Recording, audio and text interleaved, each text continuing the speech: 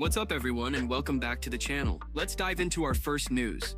Merab wants nothing more than to deliver a knockout against Corey Sandhagen at UFC 320. After breaking his 5-fight decision streak with a submission victory over Sean Ali back in June, Merab is determined to keep the momentum going when he steps into the octagon next month. In an interview with MMA Junkie, facilitated by Steak, Merab made it clear that although some people think this is an easy fight, it's anything but that. He explained that Corey Sandhagen is a dangerous opponent and someone he respects deeply as both a fighter and a person. Still, Merab revealed that his main goal this time is to score a knockout. He said he has been focusing heavily on his striking, knowing that the fight will mostly take place on the feet, and he is prepared to exchange punches. While the knockout is the plan, he understands this is MMA, so anything can happen, and he has to be ready for every possible situation. Merab's coach John Wood also shared his perspective earlier this week. According to him, fans should expect to see a different version of Merab inside the cage, one who is focused on creating brutal yet entertaining fights. Wood said this upcoming bout will be devastating, violent, and fun to watch.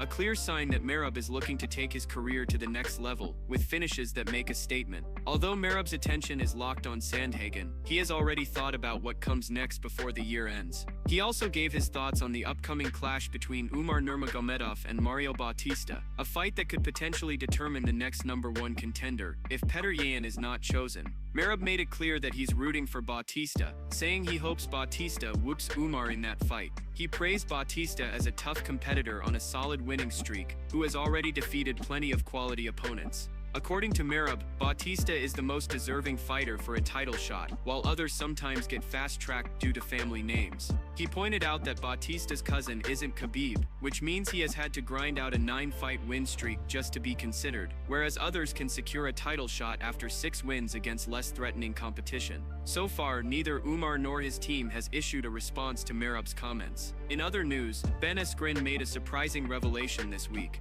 He learned that while he was in a coma, Merab actually secured his submission win over Sean Ali on the UFC 316 card. Askren reacted to the update on social media, posting that he had just realized Merab defeated Sean again while he was sleeping. In classic Askren fashion, he added that Sean should have taken more time to work on his wrestling skills before getting back into the cage. With UFC 320 approaching fast, Merab's goal of scoring a knockout against Sandhagen is now the central storyline, and fans are eager to see whether his sharpened striking can deliver the finish he's promising. Before moving to the next news, we have one quick request for you. We are constantly working on improving our content to earn your love and support. That is why we truly appreciate it if you could take just a moment to leave a like on this video, subscribe to the channel, and hit the bell icon so you never miss an update here on MMA Pulse News.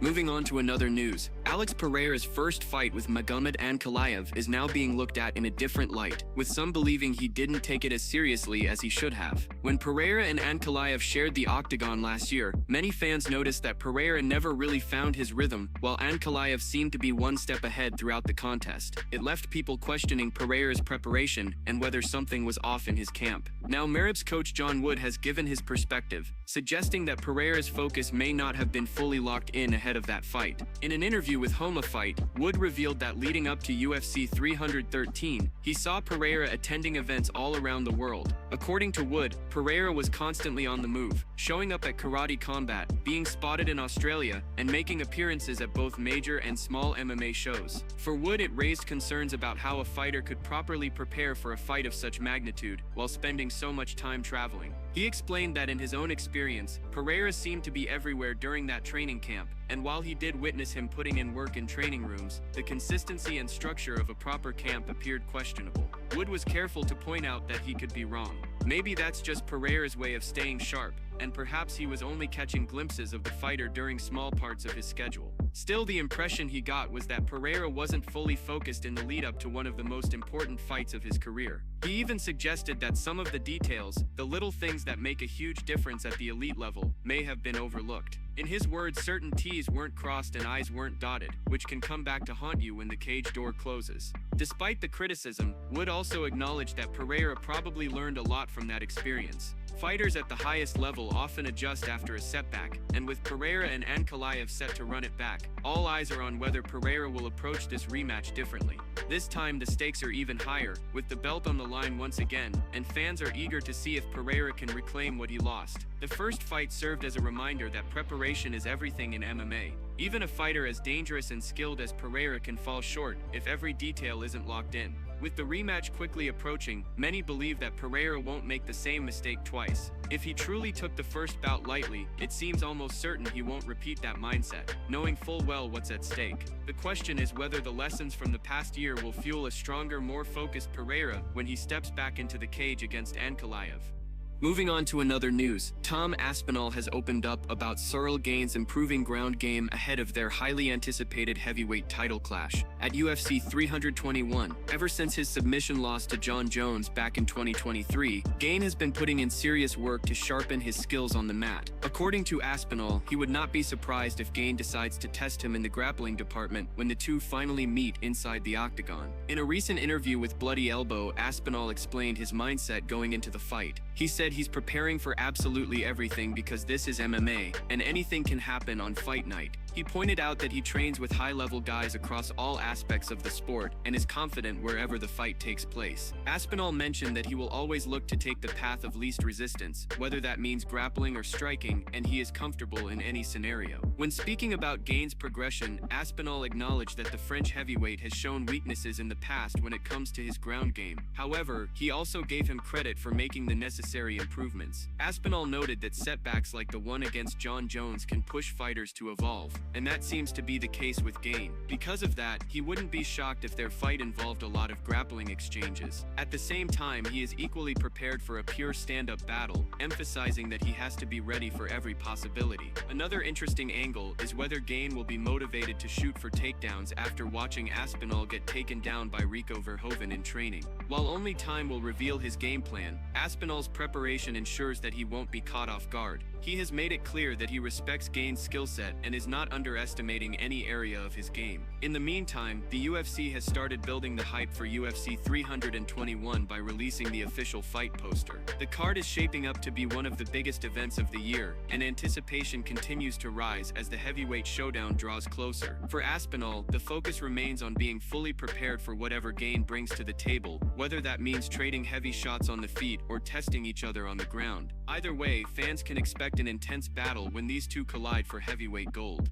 Moving on to another news, Ariel Helwani has responded to Dana White's recent comments about him on the Impulsive podcast. Ariel explained that he doesn't believe Dana was being sincere when he hinted at wanting to put their feud behind them. Instead, Ariel felt Dana was being sarcastic, pointing out the tone in which he asked about him, saying, "How's he doing now?" To Ariel, it came across like Dana was mocking his relevance, almost suggesting that he had fallen off or wasn't important anymore. Ariel admitted he could be wrong, but in his view, it was 99.999% sarcasm. He noted something unusual this time around. Normally, when Dana brings him up, he throws insults, calling him names like scumbag or piece of crap, always taking a shot. But during this conversation, he didn't go down that road. Ariel wondered if this was because he had become so irrelevant to Dana, or maybe, just maybe, Dana actually missed him. Though Ariel was quick to add that he doesn't really believe the latter. Reflecting back, Ariel said that during his early days, no one treated him better than Dana. Things were great until everything suddenly fell apart in 2016. Since then, they haven't spoken at all. When Ariel joined ESPN, he was encouraged to reach out and try to mend fences. He did exactly that, sending a text message in hopes of extending an olive branch. However, he never got a reply from Dana, and the silence spoke volumes. Ariel also mentioned how, when he eventually left ESPN, he received a text message that he initially thought was from Dana celebrating his departure. That exchange turned contentious and made things very uncomfortable toward the end. Despite the rocky relationship and all the history between them, Ariel said that if he had the chance today to bury the hatchet, he would do it. He stressed that it wouldn't be because he wanted anything from Dana. He no longer chases scoops, exclusives, or access. Those days are behind him. He doesn't care about interviews or insider information anymore. The only reason he'd be willing to make peace is because life is simply too short. Ariel doesn't hold grudges and has made it clear he would gladly move forward, not out of necessity, but because holding on to bitterness is not worth it. In his words, the feud has gone on for nearly a decade, and it's unbelievable that so much time has passed since everything fell apart in 2016. Even though they haven't spoken in almost 10 years, Ariel made it clear he'd still accept a chance to resolve things, but he also admitted he doesn't believe Dana's recent remarks were genuine. To him, it felt like more sarcasm and another subtle dig at his relevance. Still, he ended by reminding everyone that at the end of the day, life is too short to keep carrying old baggage.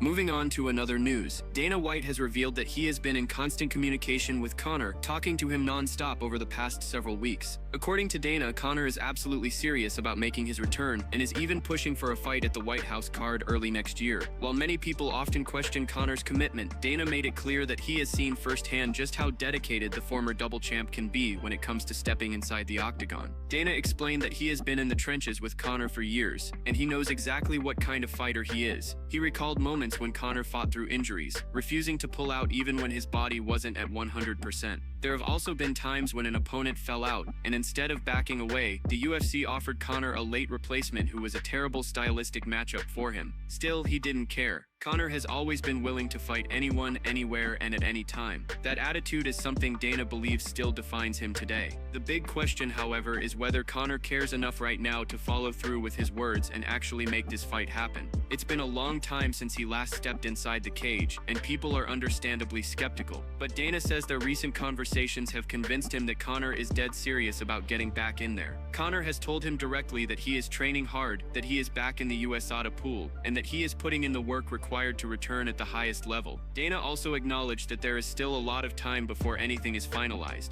The card in question isn't until February, so there are still plenty of moving parts that need to be sorted out before the fight can be confirmed. As Dana put it, they have a long way to go, but the intent from Conor's side is clear. He wants this comeback, and he is pushing to make it happen. While fans continue to speculate on whether Conor will actually step back into the octagon, Dana's comments provide a strong sign that the UFC is seriously considering building around his return. With talks happening non-stop and both sides seemingly aligned, the build-up to February promises to be one of the most closely followed storylines in combat sports. For now, all eyes remain on Conor as he looks to prove that his fighting spirit is as strong as ever. Moving on to another news, Dana White is once again facing criticism from the MMA community, this time sparked by comments from veteran fighter Matt Brown. Matt took aim at Dana's growing involvement in boxing, explaining that the real issue lies in the way the UFC has monopolized the sport. He pointed out how fighters often find themselves begging for bonuses or opportunities, using the example of Carlos Pro's pleading for his friend to get a UFC shot.